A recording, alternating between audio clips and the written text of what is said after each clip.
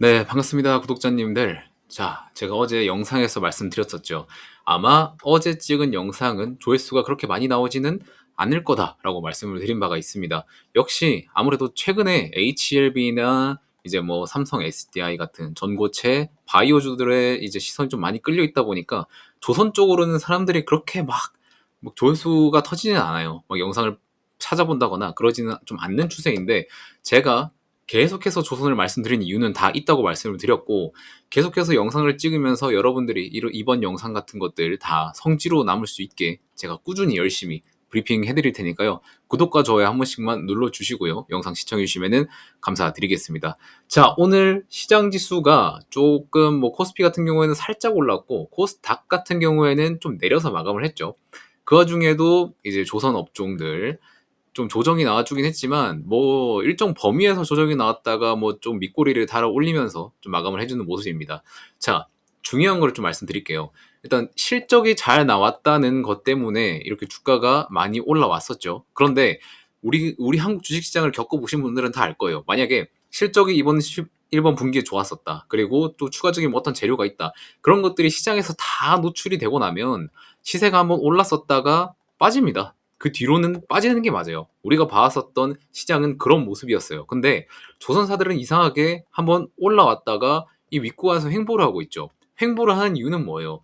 이 분기 실적이 잘 나왔었고 그 다음 분기는 더 좋을 거라는 그런 기대감, 그리고 추가적인 수주 발주에 대한 기대감이 남아있기 때문에 주가가 지금 이런 구간에서 횡보를 하는 거예요. 만약에 그런 기대감조차 없었더라면 지금 주가는 밑으로 내려가서 19만원, 18만원, 17만원 다 깨고 난리 나는 게 원래 좀 정상적인 수순입니다. 근데 그렇지 않다는 건 지금 조선 업종이 지금 시장에서 시선은 못 받더라도 충분한 기대감으로 지금 주가가 받쳐주고 있다는 걸 의미하는 거기 때문에 우리는 이런 구간에서 더 많이 공부하고 더 많이 바라봐야 된다고 분명히 말씀드렸습니다. 나중에 추가적인 급등이 오면은 우리는 그때 매도를 한다거나 아니면은 그때 상황을 보고 추가적인 뭐 불타기를 한다거나 그런 대응을 할 수 있게끔 지금 미리미리 공부를 해놔야 된다는 거를 지속적으로 말씀드리고 있습니다. 아시겠죠? 그러니까 오늘 영상도 좀 잘 따라오시고, 오늘은 조선사에 대한 그런 리스크적인 부분을 좀 짚어보려고 영상을 좀 찍었거든요. 그래서 끝까지 좀 시청을 해보시면 좋을 것 같습니다. 자, 서론이 너무 길었는데 오늘 시장 체크 간단히 하고 바로 들어가도록 할게요.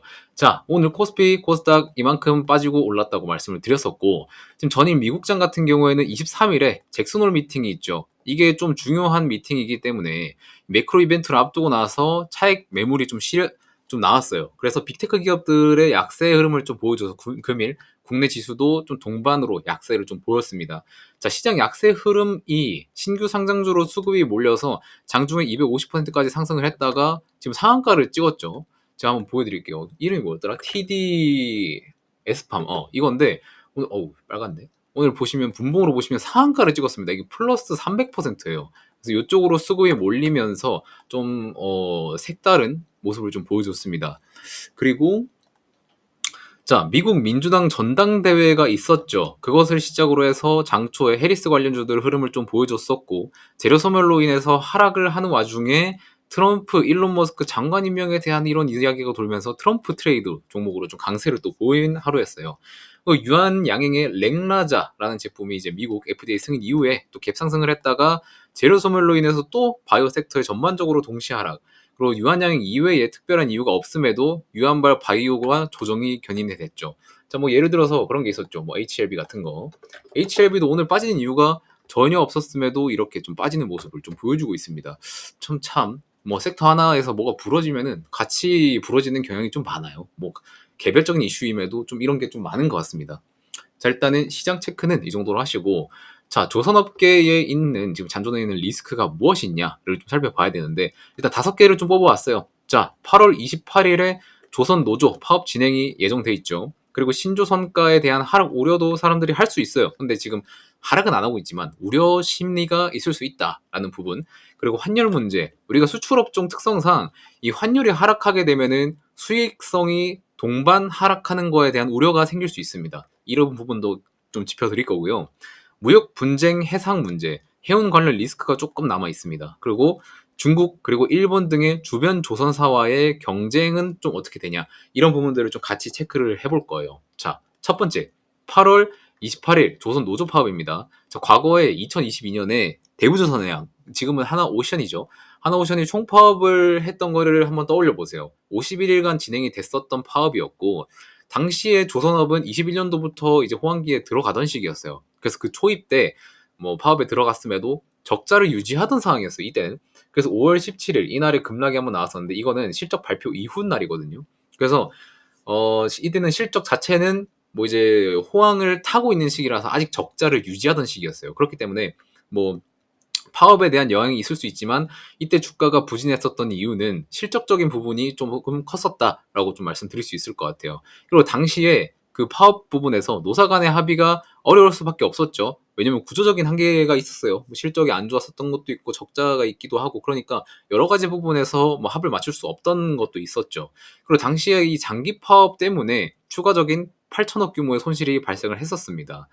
그래서 제가 말씀드렸었던 것처럼 주가 하락은 파업의 영향도 있었지만은 5월 17일에 실적 발표의 영향이 좀 더 컸다. 그리고 여기에 추가로 노조 파업이라는 이슈가 약간 첨가제로 가미가 되니까 주가에 조금 더 악영향을 보였었던 걸로 말씀을 드릴 수 있습니다. 근데 지금이랑은 조금 다르게 보셔야 되는 게, 지금은 조선사의 현금 여력이 높죠. 왜냐면 지금 흑자 전환을 했고 앞으로도 3분기, 4분기 계속해서 흑자 더 좋은 영업이익을 뽑아낼 거니까 오히려 지금은 협의에 좀 더 긍정적인 방향으로 협상이 가능해 보입니다. 그래서 단기 노이즈로만 작용할 가능성이 높다. 좀 이렇게 첫 번째 리스크는 설명을 드리도록 할게요. 그리고 두 번째 같은 경우에는 이제 우리가 다들 좀 우려할 수 있는 그런 신조 선가가 하락하면 어떡하냐. 우리가 그런 거 있잖아요. 포스코홀딩스 같은 경우에도 결국에 원자재를 납품하는 그 원자재 가격에 따라서 주가가 변동이 되잖아요. 그럼 조선사들도 결국 이런 신조 선가로 인해서 주가 변동이 좀 일어날 수밖에 없습니다. 근데 포스코홀딩스는 리튬 가격이 계속해서 우하향하면서 주가도 따라서 하향을 하는 경향이 있었는데, 조선 같은 경우에는 오른쪽에 보시는 그래프와 같이 신조 선가가 꾸준히 상승하면서 이제 선박사들의 그 주가 자체도 좀 좋았어요. 근데 이런 부분들이 꺾이면 이제 주가도 당연히 좀 꺾일 수 있겠죠. 근데 그런 부분에서는 조금 우려를 안 해주셨으면 좋겠습니다. 왜냐면 결국에 선가 같은 경우에도 부동산과 좀 형성되는 원리와 거의 동일한 방식으로 산정이 돼요. 부동산도 이 수요보다 공급이 많으면 싸게 팔려고 하는 사람들이 많아지고, 그로 인해서 집값이 떨어지게 되는데, 수요가 더 많아지게 되면은 이 셀러 마켓이 형성이 되죠. 파는 사람이 우위인 시장이 형성이 됩니다. 그래서 그 부동산 가격이 잘 내려오지 않아요. 이거는 한국뿐만 아니라 이 중국 쪽과 일본 쪽에도 수주 잔고가 좀 많이 쌓여 있고, 도크 확장에 제한이 있기 때문에 쉽게 말해서 더 이상 아파트 공급이 늘어나지 않으면 한정된 물량에서 이제 그 배를 사려는 사람들이 구매 경쟁을 해야 되니까 가격은 계속해서 올라가게 되는 현상을 볼 수밖에 없죠. 그래서 올해 같은 경우에도 이제 6월 달에 187.23포인트였었던 게 오늘자 기준으로 188.7포인트로 계속해서 올라가고 있는 모습을 보여주고 있습니다. 일단은 조선사들은 지금 셀러 마켓인 거고, 배를 파는 입장에서 이제 선가를 조절할 수 있기 때문에 아직까지 이 신조 선가에 대한 하락 우려는 조금 덜 하셔도 된다라는 거를 좀 말씀을 드리겠습니다. 그리고 환율적인 문제도 좀 있을 수 있죠. 환율이 하락하게 되면은 아무래도 이제 수출 비중이 많은 사업이다 보니까 이 수익성 하락이 동반에 대한 이런 우려가 생길 수 있습니다. 근데 자, 수주 계약을 받고 나서 돈을 지급받는 거는 선박을 제조하는 과정마다 비율이 정해져 있어요. 그래서 우리가 계약을 하고 배를 만들고 이제 건조를 하고 인도를 하는 이 각 과정마다 돈을 받는 비율이 다릅니다. 그래서 이때 돈을 받는 환율, 이때 돈을 받는 환율 다 달라요. 근데 21년도부터 24년까지 꾸준한 달러 강세를 보여왔었죠. 그래서 환차익으로도 좋은 매출을 올릴 수 있는 환경이 지금 마련이 돼 있긴 하지만, 약달러 시장이 만약에 오게 되면은 지금부터 납품하는 선박에 대한 수익성이 떨어지는 것 아닌가에 대한 우려가 발생을 할 수 있습니다. 근데 대신에 수출업체는 이 수주 당시의 환율이 매출에 유리하다고 판단을 만약에 하게 되면 미리미리 파생 상품을 이용해서 80% 수준의 해지를 잡아요. 그래서 환율이 떨어지더라도 수익성에는 문제 없게 달러에 대한 그 파생 상품을 미리 사둡니다. 그래서 해지를 미리미리 다 해놔요. 그래서 문제가 좀 덜 할 것이다 라고 말씀을 좀 드리겠습니다. 약달러가 되면 뭐 당연히 영향은 있겠죠. 근데 그 영향을 최소화하기 위한 안전장치는 미리 걸어놨다는 거를 여러분들이 조금 기억하시면 될 것 같습니다. 근데 극단적으로 막 달러가 박살이 나고 하면은 그건 좀 문제가 되겠죠. 그러지 않는 이상 문제는 그렇게 크게는 없을 거다라고 좀 설명을 드리겠습니다. 그리고 무역 분쟁, 그리고 해상 문제, 해운 관련 리스크가 좀 있을 수 있는데, 자, 2018년부터 이제 무역 분쟁에 대한 그런 이슈들이 올라왔었고, 해상 물동량이 좀 축소가 되던 시기가 있었어요. 그래서 18년 당시에는 이 조선 전방 해운 업체들의 환경이 그렇게 썩 좋지는 않았었죠. 근데 지금은 조선에서도 좀 선별적으로 봐야 됩니다. 이동에 관련된 그런 선박보다는 전함에 포커스를 좀 맞춰 볼 필요가 있어요. 자, 미국이랑 중국은 서로 대립국가죠. 그래서 뭐 반도체나 철강이나 여러 부분에서 관세를 때린다거나 그런 것들을 굉장히 많이 하고 있는데, 중국은 과거 기간 동안 이 해양 방상 쪽에 대한 역량을 꽤 많이 키워놨어요. 근데 미국은 아직도 이 해양 국방력이 매우 부족한 상황입니다. 그래서 이런 것들을 다 봤을 때 국방력이란 것은 상대방이 대립국가가 키우는 레벨에 맞추어서 업그레이드를 계속 해나가야 되는 거예요. 그래서 미국 함정 쪽으로도 우리 조선사들이 수혜를 받을 수 있다. 근데 이거는 제가 어제 말씀드렸었던 그 미국 MRO 시장의 성장을 좀 근거로 볼 수 있다는 거죠. 그래서 자료를 좀 보시면은 제가 어제 보여드렸었죠. MRO 시장 규모가 계속 커집니다. 미국 함정에 대한 그런 예산안도 계속 커지고 있고, 이런 수요 같은 것들이 계속해서 불어나다 보니까 현대중공업이 함정 사업을 하고 있었다 했죠. 그래서 이런 부분에서 지속적인 수혜를 받을 수 있게 된다라는 거를 좀 말씀을 드리겠습니다. 그리고 중국, 그리고 일본, 그리고 한국, 이렇게 조선에서 선박 건조하는 비율이 글로벌리하게 굉장히 큰데, 일단 요런 주변 국가 간의 그 조선의 경쟁 부분도 같이 따져봐야겠죠. 근데 중국이랑 한국은 이미 잘 건조하는 선박의 종류 자체가 달라요. 중국 같은 경우에는 탱커 건조를 좀 많이 하는 편이고요. 한국은 PC선이나 컨테이너, LNG 쪽으로 좀 수주를 많이 받아요. 그리고 중국 선박 제수사들보다 이 한국 선박사들의 기술력이 아직까지는 좀 높은 상태예요. 그래서 수주 발주량을 뺏기는 그런 시나리오는 걱정을 크게 안 해도 되긴 하는데, 다만 조금 문제인 거는 뭐냐면 중국 기술력도 지금 가파르게 올라오고 있습니다. 그래서 이런 부분들은 좀 주의를 해야 되는 거고, 한국 조선사들이 계속해서 기술 격차를 보여줘야 되는 그런 중요한 시기다라고 좀 말할 수 있겠습니다. 일본 같은 경우에는 그렇게 걱정을 안 해도 됩니다. 왜냐하면 수주 점유율이 계속해서 낮아지고 있어요. 글로벌리하게 일본이 지금까지 10% 점유율을 계속해서 차지왔었는데, 올해 상반기 점유율은 3%에 못 미치는 수준을 보여주고 있어요. 그 이유가 뭐냐? 2000년대에 일본의 조선사 야드에 대한 대형화를 진행을 안 했습니다. 일본은. 그래서 지금 밀려오는 수주를 계속해서 받을 수 없는 좀 제한적인 상황이다 보니까 일본의 점유율이 계속해서 하락하고 있다. 그래서 이런 부분들에 대해서는 좀 걱정을 좀 덜 하셔도 된다라는 거를 좀 말씀을 드리겠습니다. 그래서 제가 이런 시장일수록 여러분들한테 뭘 보라고 말씀을 드렸었죠.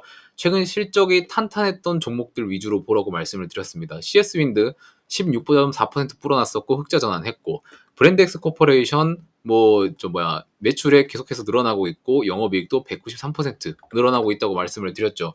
그래서 보시면 보시면은 CS 윈드 오늘도 뭐 하락을 했었지만 윗꼬리를 달아올리면서 상승 마감을 해줬고요.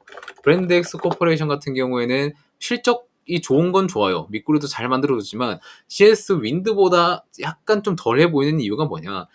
브랜드엑스 코퍼레이션 같은 경우에는 그냥 실적 자체만 두고 좀 좋은 소식이 있는 거고, CS 윈드 같은 경우에는 실적 자체도 좋지만 이제 미국 정치적인 문제, 뭐 해리스 부통이 출마를 하면서 이제 친환경에 대한 수요도 늘어날 것이다. 약간 그런 기대감까지 붙어주면서 똑같이 실적이 개선되지만 CS 윈드 쪽이 조금 더 재료와 그런 것들이 좋기 때문에 좀 더 긍정적인 주가 흐름을 좀 보여주고 있다라고 좀 말씀을 드릴 수 있겠습니다. 그리고 말씀드렸었던 HD현대 미포나 현대중공업, 삼성중공업도 지금 매출이 매우 많이 개선이 되고 있는 상황이죠. 그래서 얘네들도 지금 주가 흐름은 조금 뭐 재미가 없을 수 있겠지만 3분기 그리고 4분기를 본다면은 매우 가지고 갈 만한 종목이다라는 거를 또 참고해 보시면은 좋을 것 같고요. 그리고 제가 어제 영상 마지막에 말씀드렸었던 이 미친 실적주의 흐름을 좀 업데이트 해왔어요, 오늘도. 자, 보시면은 매출액, 영업이익, 왜 이래? 매출액과 영업이익이 전기 대비 엄청난 퍼포먼스를 보여주게 되니까 사실 시장에서 기대감은 여기였어요. 근데 실적이 잘 나왔음에도 그걸 못 미치니까 이만큼 빠졌다고 말씀을 드렸었죠. 그래서 저가에 다시 들어 올려주고 있는 중이고, 오늘은 살짝 조정이 나와줬지만 일단 실적에 대한 기대감은 좀 계속해서 유지가 될 예정이고, OPM 같은 경우에도 영업이익률 같은 경우에도 70% 나오면서 좋은 흐름을 가져가고 있다고 말씀드렸었고, ROE 같은 경우에도 84%, 1000억을 가지고 있는데 이 1000억을 가지고 회사에서 840억을 번다는 의미입니다. 이런 지표들도 너무나도 좋기 때문에 이거는 가지고 갈 수밖에 없는 종목이다라고 말씀을 드렸고, 그리고 수급 같은 경우에도 제가 한번 보여드리자면, 이건 오늘 날짜로 업데이트를 한 수급입니다. 자, 개인들 뭐 사팔사팔 하면서 단타를 좀 치고 있는 모습인데, 중요한 거는 기관이 꾸준히 사주냐 안 사주냐를 보셔야겠죠. 기관은 지금 계속해서 사주고 있고, 그 특성 주체가 연기금이다. 연기금도 계속해서 사들이고 있다가 이 마이너스 매도를 했었던 날이 이때가 실적 발표하고 그 다음 날이었어요. 그때는 좀 차익 뭐 실현을 했다고 봐야 되나? 이거는 지금까지 매수한 양에 비해서는 차익 실현 정도도 아니죠. 그냥 이때는 그냥 뭐 실적에 대한 그런 우려성으로 살짝 빠진 걸로 보이는데, 그 뒤로도 계속해서 매수를 하고 있습니다.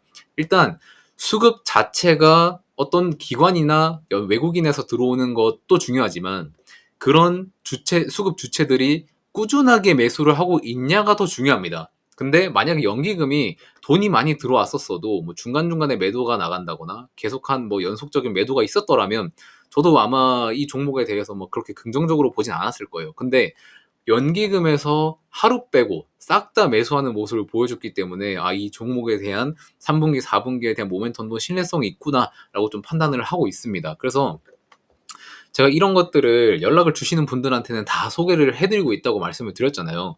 이거는 그제 연락을 주신 분이 뭐 수익 중이라고 고맙다고 인사를 해주셨고, 이거는 어제 영상을 찍은 이후에 저녁 10시에 저한테 문자를 주신 분이 계세요. 같이 보면은 영양가 있는 영상 잘 시청하였습니다. 너무 감사드리고요. 종목명을 공개하지 않으신 미친 실적주도 어제 포트에 편입을 해서 오늘 상당한 수익을 봤다. 어제 하셨으면은 보시면은 뭐 이때 하셨겠죠. 너무나도 잘 들어가셨죠. 이때 매수를 하셔서 지금 이만큼의 지금 수익을 보고 계신 거예요. 너무 잘 들어가셨습니다. 그리고 기존에 추천해 주신 조선주도 포트에 쏠쏠한 수익 중이다. 앞으로도 꾸준히 좋은 내용의 영상을 업로드 해 주시길 부탁드린다. 이미 편입이 되어 있는 종목이지만 향후 조선 목표가가 궁금하다. 이렇게 또 좋은 소식을 저한테 연락을 주셨습니다. 너무나도 감사드리고요. 제가 계속해서 이 조선 리포트들 여러분들한테 나눠드리고 있는데, 지금 성광밴드 같은 경우에도 매수가 그리고 목표가 수정해서 보내드리고 있는 상태고, 현대중공업 같은 경우에도 분할 매수 가능한 가격 그리고 목표가 같은 것들을 다 적어서 보내드리고 있죠. 현대중공업 같은 경우에는 지금 뭐 박스권에서 행보를 하고 있기 때문에 제가 리포트에 담아드린 그 가격대에 오면은 잘 한번 담아보시면 좋을 것 같고요.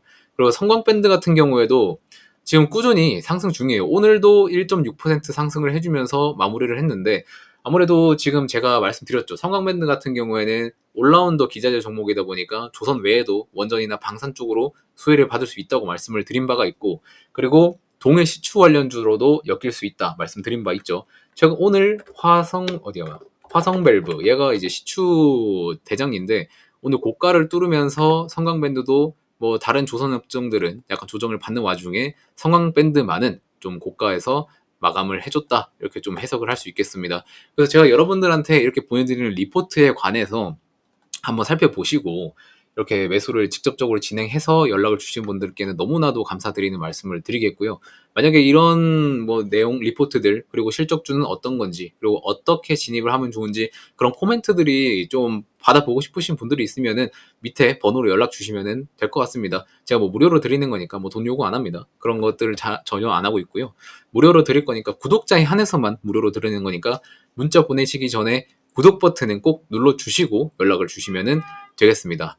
자, 오늘도 브리핑이 좀 길게 좀 많이 드렸었는데, 이런 조선사에 대한 리스크들 여러분들이 한번 확인을 하고 가야 되는 순간이 있었을 겁니다. 그래서 그런 부분들을 제가 오늘 많이 짚어드렸고, 이런 리스크들 딱 살펴봤을 때 조선 업계에 뭐 단기적인 뭐 일시적인 조정에 대한 역할은 해줄 수 있겠지만, 실질적으로 그 조선사들의 펀더멘탈에 대한 영향을 주는 것들인가를 잘 살펴보시고 좀 판단해서 대응을 좀 잘 하시면은 좋겠습니다. 자, 그러면 전 이번 영상은 여기까지 마무리하도록 하겠고요. 다음 영상에서 또 좋은 내용 가지고 여러분들한테 찾아뵐 수 있도록 하겠습니다. 자, 긴 영상 시청해주시느라 너무 고생하셨고요. 전 내일 또 뵙도록 하겠습니다. 고맙습니다.